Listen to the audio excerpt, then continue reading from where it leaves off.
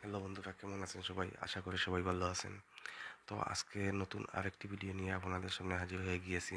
তো আজকে আসলে যে ভিডিওটি দেখবো সেটি হচ্ছে আমাদের সবার প্রিয়, অত্যন্ত প্রিয়, অত্যন্ত গুণী একজন অভিনেত্রী। বাংলা চলচ্চিত্রে আসলে সবাই যাকে মা হিসেবে চিনে এবং ৯০ দশক বা তার আগ থেকে যারা বাংলা সিনেমা দেখে এসেছে, আনোয়ারাকে চিনে না এরকম দর্শক বাংলা সিনেমার ইতিহাসে হয়তো খুঁজে পাওয়া যাবে না। যদি কেউ কখনো বাংলা সিনেমা ৪ থেকে ৫টি সিনেমা দেখে থাকে, তার মধ্যে হয়তো একটিতে আনোয়ারাকে দেখেছে। তো উনি অত্যন্ত গুণী একজন অভিনেত্রী এবং উনি, আমি যতটুকু জেনেছি যে সম্ভবত তিনি প্রায় ৬৫০-র উপরে ছবিতে অভিনয় করেছেন। তো আপনারা বুঝতেই পারছেন যে উনি কি পরিমাণ কাজ করেছেন এবং কি পরিমাণ চলচ্চিত্রে উনি অভিনয় করেছেন। আসলে উনি অসংখ্য অসংখ্য ছবিতে অভিনয় করেছেন এবং তিনি দর্শকের কাছে খুবই গ্রহণযোগ্য একজন অভিনেত্রী ছিলেন। আর সত্যি কথা বলতে, আমরা যখন বিটিভিতে ছবি দেখতাম, প্রতি শুক্রবার একটি ছবি বিটিভিতে দিত।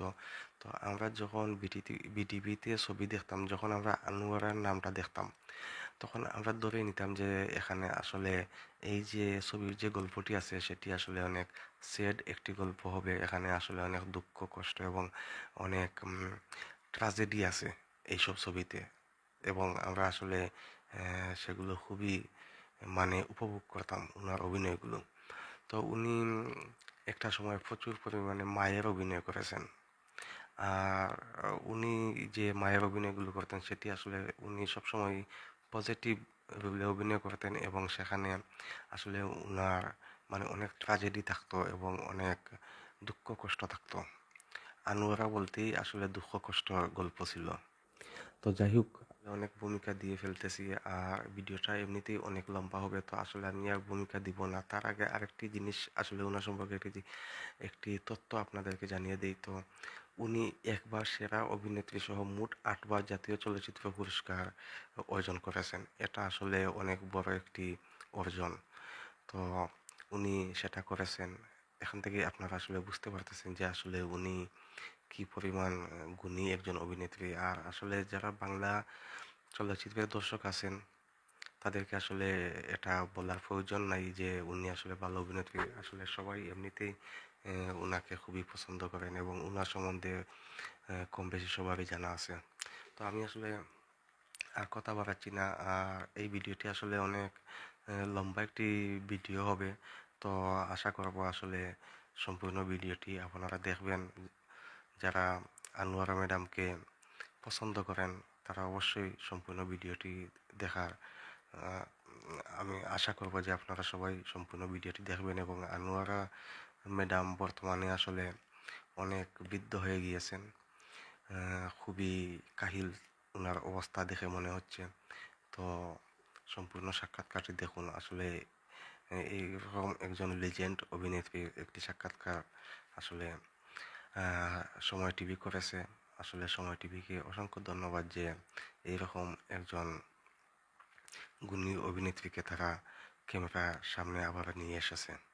তো চলুন আর কথা না বাড়িয়ে ম্যাডাম আনোয়ারার সেই সাক্ষাৎকারটি আমরা দেখা শুরু করি। দর্শকরা সত্যি সত্যি আমাকে একদম ওদের নিজের করে নিয়েছে। আর আমিও ওনাদের কথা ভুলতে পারি না। যার সাথে কাজ করেছি তাকেই তখন আমার কাছে মনে হয় যে সেই আমার আপন। মান্নাকে আমার খুবই মনে পড়ে, কারণ ওর সাথে ছবি করেছি। সন্তানের অভিনয় করলে সন্তানই মনে হতো। দর্শক স্বাগত জানাচ্ছি, আমি মুহিব আল হাসান, আর আমার সঙ্গে রয়েছেন বাংলার চলচ্চিত্রের অন্যতম একজন অভিনয়শালী, পর্দার মা হিসেবে আমরা চিনি। অসংখ্য নায়ক নায়িকার মা তিনি। তিনি বাংলা সিনেমার কিংবদন্তি অভিনয় শিল্পী আনোয়ারা। তার সাথে কথা বলবো। মা, আপনি কেমন আছেন? ভালো আছি আল্লাহর রহমতে। আপনাকে দেখে খুব হাসি খুশি লাগছে। অনেক দিন পর আপনার সাথে দেখা হলো, সেই ছোট্টবেলায় দেখেছিলাম। তখন তো আমিও ছোটই ছিলাম। অবশ্যই ছোট ছিলে তখন। তুমি করে বললাম কিন্তু। না না, তুমি, আপনাকে সেই পর্দায়, রূপালী পর্দায় যখন দেখতাম, সেই অনবদ্য অভিনয়, যে অভিনয়টা আসলে আমাদের প্রাণ ছুঁয়ে গেছে। আহ, অনেক দিন থেকে বিরতি,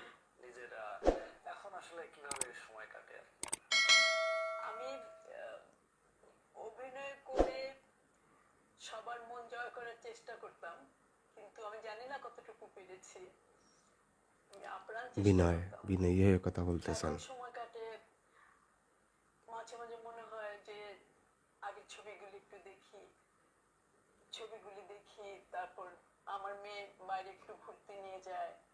তো এখানে উনার মেয়ে সম্পর্কে দুটি কথা বলে নেই। আমি আসলে মাঝে মাঝে ভিডিওটি পোস্ট করতেছি, আপনারা হয়তো বিরক্ত হতে পারেন। তো উনার মেয়ে হচ্ছেন গিয়ে মুক্তি। মুক্তি খুবই মানে গুণী একজন অভিনেত্রী। তো মুক্তির আসলে খুবই জনপ্রিয় একটি ছবি আছে, এটা ওনার প্রথম ছবি সম্ভবত নায়ক ওমর সানির সাথে, আর সেটা হচ্ছে চাঁদের আলো। তো সেখানে খুবই জনপ্রিয় একটি গান আছে, আর সেই গানটি এখনও আসলে সমান জনপ্রিয়, সেটি হচ্ছে তুমি আমার চাঁদ আমি চাঁদেরই আলো। তো এই গানটি আসলে এখন পর্যন্ত জনপ্রিয় আছে। আমরা তখন আসলে খুবই ছোট ছিলাম, তখন এই গানটা শুনেছি, অনেক শুনেছি এই গানটা, বিশেষ করে রেডিওতে আমি শুনেছি এই গানটা, তারপরে মানুষের মুখে মুখে শুনেছি। আর মুক্তির আরেকটি ছবি আছে, এটি বাংলাদেশের চলচ্চিত্রের ইতিহাসের অন্যতম একটি ছবি, আর সেটি হচ্ছে হাসন রাজা ছবি। তো হাসন রাজা ছবিটা এটা হেলাল খান এবং শমিকা যারা ছিলেন, তো সেখানে মুক্তিও খুবই ভালো অভিনয় করেছেন। এটা সম্ভবত 2002 সালে মুক্তি পেয়েছিল হাসন রাজা ছবিটি। তো হাসন রাজা ছবিটি আসলে বাংলাদেশের ইতিহাসের অন্যতম একটি ছবি। তো আসলে আমি মাঝখানে আবার কিছু কথা বলে নিয়েছি, তো চলুন আমরা ওনার সেই সাক্ষাৎকারটা দেখা শুরু করি আবারও। সবার সাথে ফোনে সবার সাথে ফোনে কথা বলি, যখন যার কথা মনে হয়। নামাজ পড়ি, আল্লাহকে ডাকি। জীবনে তো সব কাজই করেছি, খালি কত কথাই মনে পড়ে। জীবনে যদি কোনো ভুল ত্রুটি করে থাকি, আল্লাহ যেন মাফ করে দেন সবাইকে। সবার জন্য দোয়া করি যেন আল্লাহ সবাইকে মাফ করে দেন। এইভাবে সময়টা কাটে আমার। যেমন সিনেমায় মায়াবতী ছিলেন, তেমনি বাস্তবেও। যখন আপনি উর্দু সিনেমায় অভিনয় করলেন নায়িকা হিসাবে, ওটা সম্ভবত বাংলা সিনেমা, ওই সিনেমার নাম প্রথম ছবি তোমার প্রথম ছবি। হ্যাঁ, ওই ছবিটার নাম বালা ছিল। আমার মনে পড়ে ওই ছবিটার কথা। আহ, বেশি মনে পড়ে যেখানে কাজ করেছিলাম, ওরা বার্মিজ ছিল, ওদের বাসায় কাজ করতাম। ওদের বাসায় কাজ করার সময় ওদের বাসায় করতাম, কিন্তু থাকতাম আমরা অন্য জায়গায়। ওদের বাসায় কাজ করতো, ওরা আমাকে খুবই স্নেহ করতো, খুব আদর করতো। আমি ওদের কথা এখনো ভুলতে পারি না। বালা ছবির কথা মনে হলেই ওদের কথা মনে হয়। বার্মিজ ছিল ওরা, খুব ভালো ছিল, খুব যত্ন করতো আমার, খুব আদর করতো। এরপরে তো হচ্ছে নবাব সিরাজউদ্দৌলার পরে মা চরিত্রে অভিনয়ে ঢুকে যান। মা চরিত্রে কবে থেকে ঢুকেছে আমি বলতে পারবো না, কিন্তু নবাব সিরাজউদ্দৌলা কোন সনে করেছি আমার সেটাও মনে নেই। আমি আমার আমি পরপর অনেক ছবি করেছি। আমি কখনো চিন্তা করতাম না যে আমাকে নায়িকা করতেই হবে, এগুলি আমি ভাবতাম না। আমার চরিত্র যখন আমাকে বলতো, তখন আমার কাছে মানে একটা ভালো লাগার জায়গা যদি পেতাম, তাহলে আমি রাজি হয়ে যেতাম যে আমি করবো কাজটা। হ্যাঁ, কিন্তু আমি যে নায়িকা করতেই হবে, আমি এগুলি ভাবতাম না। বাংলা চলচ্চিত্রের যত নায়ক নায়িকা আছে, যত সুপারস্টার আছে, আসলে আমি অনেকের মুখ থেকে শুনেছি যে আসলে প্রকৃত যে অভিনেত্রী আছেন বা অভিনয় শিল্পী আছেন, তারা আসলে তারা কোন চরিত্রে অভিনয় করেছেন সেটাই তাদের কাছে বড়। সেখানে আসলে নায়িকাই হতে হবে অথবা নায়ক হতে হবে, এটা আসলে তাদের কাছে মুখ্য বিষয় ছিল না। প্রকৃত অভিনয় শিল্পী উনি ওনার চরিত্রটা নিয়ে আসলে ব্যস্ত থাকতেন এবং সেটা কিভাবে ফুটিয়ে তোলা যায় সেই চিন্তায় থাকতেন। তো এটাই আসলে আনোয়ারা করেছেন এবং তিনি আসলে এভাবেই অভিনয় করে গিয়েছেন। সবারই মা আপনি। হ্যাঁ, আমি সবার মা। আর আমি শুধু নায়ক নায়িকাদের মা না, আমি দর্শকদেরও মা। মানে আমার কাছে এটাই তৃপ্তি লাগে, ভালো লাগে যে আমি সবার মা। আপনি আমারও মা। অবশ্যই আমি তোমারও মা বাবা। এই যে অনেক দিন অসম্ভব করতেছেন মায়াবী একজন মানুষ, সেখান অসম্ভব। থেকে 650 মতো সিনেমায় অভিনয় করেছেন, ইয়েস। 8বার পুরস্কার পেয়েছেন, রাষ্ট্র ইয়েস। আপনাকে স্বীকৃতি দিয়েছে, আজীবন সম্মাননা দিয়েছে। এই যে একটা ভালো লাগা, দর্শকরা, তার চেয়ে বড় কথা দর্শকরা আপনাকে ভালোবেসে আপন করে নিয়েছে। আসলে আর কি মনে লাগে আনন্দ জীবনে? কোনটাই নেই। তাদের কথা কি মনে পড়ে যে রূপালী পর্দায় সিনেমা যখন মুক্তি পেত আপনি দেখতেন, সেই কথাটা মনে হয় এখন? যখন ছবিগুলো দেখতাম, হ্যাঁ মনে পড়ে, মনে হয়। আর আহ, দর্শকরা সত্যি সত্যি আমাকে একদম ওদের নিজের করে নিয়েছে। আর আমিও ওনাদের কথা ভুলতে পারি না। ওদেরকে আমার খুব মানে আপন মনে হয়। আমিও ওদেরকে আপন করে নিয়েছি। কার সাথে কাজ করতে বেশি পছন্দ করতেন? যেমন আপনি তো অনেকে, শাকিল খান থেকে শুরু করে, সালমান থেকে শুরু করে যদি আসি আমরা, আমিন খান, মান্না, রুবেল, প্রত্যেকে মায়ের ভূমিকায় অভিনয় করেছেন। এর মধ্যে কার সঙ্গে বেশি কাজ করে আনন্দ পেয়েছেন, বা তার সাথে কাজের যদি অভিজ্ঞতা থাকে, মনে যদি পড়ে ছোট করে? আসলে যখন যার সাথে কাজ করেছি তাকেই তখন আমার কাছে মনে হয় যে সেই আমার আপন সন্তান। সন্তান। তো অবশ্যই সন্তানের অভিনয় করলে সন্তানই মনে হতো। সবাইকে আমার আপন মনে হয়। আর তার মধ্যে যারা একজন আছে যে মান্না, ইস। সে তো এখন দুনিয়াতে নেই, কিন্তু মান্নাকে আমার খুবই মনে পড়ে। কারণ অবশ্যই। ওর সাথে ছবি করেছি বেশ কয়েকটা। আর আমরা যখন বসে বসে আলাপ করতাম তখন সেই কথাগুলি মনে পড়ে, যে কি আমাদের মধ্যে কি মজার মজার কথা হতো, সেগুলি মনে পড়ে। এরকম সবার সাথেই আমার ভালো সম্পর্ক। এই সম্পর্কগুলির কথা আমি ভুলতে পারবো না। ওরা সবাই আমার আপন। আচ্ছা মা, এখন তো সিনেমা করার ইচ্ছা হয়, এখন না, এখনো ঘরে বসে থাকে, যদিও বলাটা। সত্যি বলতে আসলে যখন সিনেমায় দেখতাম যে উনি কোনো নায়কের মা, আসলে সিনেমায় তিনি এমনভাবে সেটা ফুটিয়ে তুলতেন যে আসলে সেখানে সিনেমা দেখছি অথবা ছবি দেখতেছি এরকম মনেই হতো না। মনে হতো যে বাস্তবে আমরা দেখতে পাচ্ছি একটি ফ্যামিলি বা মা ছেলে অভিনয়টা, এটা এরকমই মনে হতো। আর উনি আসলে মান্না ভাইয়ের কথা বলছেন, মান্না ভাইয়ের সাথে তো উনি অসংখ্য ছবি করেছেন, ইয়ে মা এবং ছেলে হিসাবে অনেক অনেক ছবি করেছেন। আর হয়তো মান্না ভাই মারা গিয়েছেন, যার কারণে ওনার মনে বেশি দাগ কেটেছে। তাছাড়া উনি তো সব নায়কের সাথেই, বিশেষ করে 90 দশক থেকে শুরু করে উনি সব নায়কদের সাথেই মায়ের অভিনয় করেছেন। যদি আমরা ইলিয়াস কাঞ্চন, মান্না, তা এই এই সময়টা থেকে আসি তাহলে সবার সাথেই উনি মায়ের অভিনয় করেছেন। তার আগে হয়তো অন্যান্য রোলে অভিনয় করেছেন, কিন্তু এই সময়টাতে তিনি আসলে খুবই ভালো একজন, সিনেমার ভালো একজন মা হিসাবে তিনি খুবই সমাদৃত ছিলেন। আমার উচিত হচ্ছে না, তারপরও মন তোর কাঁদে স্মৃতি পিছনে ফিরে যেতে। আপনার কি অভিনয় করার ইচ্ছা জাগে এখনো? অভিনয় করার ইচ্ছে জাগে না আমার। এখন ঘরে বসে শুধু আল্লাহকে ডাকি, আল্লাহকে আমার স্মরণ হয় বেশি। পাশে আপনার মেয়ে, তার সাথে একটু ছোট করে যদি কোনো স্মৃতি থাকে, মনে থাকে আপনার, বলতে পারেন। আমার ওর সাথে তো আমার অনেক স্মৃতি, জীবনের অনেক স্মৃতি ওর সাথে। ওই তো আমার সবকিছু, ওই তো আমার।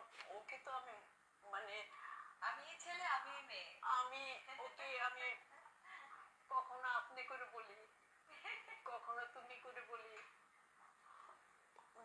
নাম ধরে ডাকি। বেশিরভাগ মা বলি, নাম ধরে ডাকার চেয়ে বেশি মামনিই বলি বেশি। আপনার কোনো স্মৃতি দুজনের কোন সুর তো আছে? হ্যাঁ, আমরা তো আসলে একসাথেই থাকি। হ্যাঁ, স্মৃতি বলতে অনেক মজার মজার আমাদের কাহিনী আছে, খুব হাসির হাসির অনেক ঘটনা আছে। আর আমরা ঘুরতে খুব ভালোবাসি। আম্মা আম্মার প্রিয় জায়গা হচ্ছে কক্সবাজার, ভীষণ পছন্দ করে। থেকে কক্সবাজারে যাব, রাতের বেলায় হয়তো রওনা দিয়ে দিতাম। হ্যাঁ, দিনের বেলা ঠিক, রাতের বেলা রওনা। তো এরকম মজার মজার স্মৃতি আমাদের আছে। আর আমরা বেশিরভাগ বাই রোডে যেতাম। বাই রোডের কারণ কি, আমরা ওর গাড়ি মানে থামিয়ে থামিয়ে বিভিন্ন জায়গায় একটু এটা সেটা খেয়ে খেয়ে এইভাবে রেস্ট নিয়ে নিয়ে যেতাম। আমাদের কাছে খুব ভালো লাগতো তখন। এইগুলো খুব স্মৃতি মনে পড়ে। তারপর ওই যে কি বলে, ওই যে সরিষা ফুল, সরিষা ক্ষেত, হ্যাঁ, ওগুলো দেখে আমরা নামতাম, নেমে আমরা একটুখানি হাঁটাহাঁটি করতাম। আর আমার মার একটা অভ্যাস ছিল যে যেখানেই যাবে ব্যাক করার সময়, বাসায় ফেরার সময় ওই বাজার করতো অনেক। হ্যাঁ, মানে সবজি এটা সেটা, মাছ। তো এগুলি আমারও এটা অভ্যাস হয়ে গেছে। তো আমিও কোথাও গেলে এভাবে মাছ টাছ একটু নিয়ে আসি। শুটিং এ যখন যেতেন মানে ছোটবেলায় তো অবশ্যই যাওয়া পড়ছে মায়ের হ্যাঁ, সঙ্গে, আম্মার সাথে শুটিং এ। সেখানে তখনকার কথা কি মনে আছে? শুটিং এ গেলে বেশিরভাগ দেখা যেত যে আম্মা শুটিং করতো, আর আমি বেশিরভাগই থাকতাম শুটিং এর লোকজন। হ্যাঁ, তারপর ওনাদেরকে তো মামা বলেই বেশি ডাকতাম, মামা, তারপরে আন্টি, এগুলোই বেশি বলা বলা হতো। কারণ সবাই আম্মাকে আব্বা আব্বা ডাকতো। তো আমার দেখাশোনা ওনারাই করতো বেশি। হ্যাঁ, আর আমাকে রোদের মধ্যে বেশি নিত না আম্মা। তো আম্মা আউটডোরে গেলে আমি ওভাবে ওনাদের সাথে খেলাধুলা, হইচই, মজা করতাম। আম্মা আউটডোরের কাজটা করে আবার যখন হোটেলে ফিরতো তখন আবার দেখা হইতো। তো এরকম। আর আমি যেতে চাইতাম, মানে যেতে যেতাম, তখন আম্মা বলতো যে অনেক রোদের জন্য আমাকে নিত না। তো কিছুক্ষণ থেকে আবার আমি চলে আসতাম। তো এরকম। আর সবসময় স্মৃতি বলতে, আম্মা যখনই শুটিং এ যাইতো, তো তখন আমি ছোট, তখন তো আর মোবাইল ছিল না, টিএনটি ফোন ছিল। টিএনটি ফোনে যেভাবে হোক আম্মা কোথাও না কোথা থেকে কল দিত, বা কাউকে দিয়ে কল দেওয়াতো পানি খাওয়ার জন্য, যে মুক্তি পানি খাও, হ্যাঁ, এখনই পানি খাও, এরকম করতো। আর খাবারের টাইমটা খাবারটা যেন ঠিক মতো খায়, হ্যাঁ, এরকম। তো এইগুলো তো আমাদের মধুর স্মৃতি। মানে আমি কাজ করি আর যাই করি, আমার মনটা পড়ে থাকতো বাসায়। বাসায় আমার মেয়েটার কাছে। খালি মনে হতো যে ও ঠিক মতো খাচ্ছে কিনা, ওর পানিটা খায় কিনা ঠিক মতো। পানির কথা বেশি চিন্তা লাগতো আমার, কারণ হচ্ছে খেত না। হ্যাঁ, আমি এরকমই ছিলাম যে কখনো বলতাম না যে আমি খাবো, বা আমার মানে ক্ষুধা লেগেছে বা আমি খাবো, কখনো চাইতাম না। এটাই আমার একটা টেনশন ছিল যে ক্ষুধা লাগলে তো বলবে না, চুপ করে থাকবে, এরকম ছিলাম। সব সময় তো আর যেত না সাথে, যখন আর কি নিয়ে যেতাম তখন আর কি ওর কাছে মনটা পড়ে থাকতো যে ও জানি খাচ্ছে কিনা ঠিক মতো। আবার যে থাকতো ওকে দেখাশোনার জন্য, সে ঠিক মতো দেখাশোনা করছে কিনা, ওটাও একটা টেনশন থাকতো আমার। এটাই হচ্ছে মায়ের মন। প্রতিটা মাই এরকম, শুধু আমি একা না। আরেকটা মজার আমার আরো অনেক স্মৃতি আছে। ওগুলো হচ্ছে যে ওই আমি অনেক দুষ্টামি, মানে ছোটবেলাতে দুষ্টু ছিলাম অনেক, কিন্তু দেখে বোঝা যাইতো না। আবার একটু বোকা বোকাও ছিলাম। তো দুষ্টামিগুলো করতাম কি, মানুষকে একটু ভয় দেখানো, হ্যাঁ, মানে ইলেকট্রিসিটি চলে গেলে ওই একটু আম্মার হিল টিল পরতাম, পরে একটা সাদা চাদর গায়ে দিয়ে, মাথার উপর একটা দিতাম, জগ টগ কিছু দিয়ে, তারপর সিঁড়ির সামনে দাঁড়ায় থাকতাম মানুষকে ভয় দেখানোর জন্য। তো অনেকে ভয় পাইতো এরকম। আরেকবার আম্মার শুটিং এ গেলাম, মনে আছে যে কঙ্কাল নিয়ে তোমাদের কি একটা শুটিং ছিল? তুমি অনেক দুষ্টামি করতে, মানে এই ধরে দুষ্টামি করে মানুষ হাসবে, মজা পাবে, এইটাই ওর কাছে ভালো লাগতো। ওই শুটিং এ আমি তখন বললাম, ওই ডিরেক্টর যে ছিল ওই মামাকে বললাম যে আপনি আমাকে শুটিং এর পরে কিন্তু প্লিজ আমাকে কঙ্কালটা দিবেন, দিতেই হবে। পরে বললো আচ্ছা ঠিক আছে তুমি নিও। শুটিং শেষ করার পরে নিয়ে আসছি, ওইটা আমি ছাদে, ওইটা আমি ঝুলাই রাখছিলাম, হ্যাঁ, ছাদের মধ্যে আমাদের। পরের দিন দেখি অজ্ঞান হয়ে পড়েছিল আমাদের দারোয়ান। পরে উনি কাজ ছেড়ে দিছে, আর করে নাই, ভাবছি সত্যি সত্যি কিছু। তো এরকম অনেক বিচার টিচার আসতো। আম্মা একটু চোখ কখনো ধমক দেয় নাই, চোখ টোক দেখলে বুঝতাম যে রাগ করলো যেটা কেন, কিন্তু আব্বা খুব হাসতো। আচ্ছা আম্মা, আপনার কি মনে পড়ে প্রথম দিন শুটিং এর কথা, বা কিভাবে আসলেন? আপনি তো নৃত্যশিল্পী হিসেবেও কাজ করেছেন, চলচ্চিত্রে আসলেন কিভাবে, এটা একটু মনে পড়ে আপনার? মাথা নাচ ঢুকতেছে দিয়ে না। আসছিল, আজিম আঙ্কেল তোমাকে নিয়ে আসছিল বা এরকম। ও হ্যাঁ, হ্যাঁ, যে এক সময়ের খুব বড় হিরো ছিলেন আজিম সাহেব, উনি আমাকে চলচ্চিত্রে নিয়ে আসছিলেন।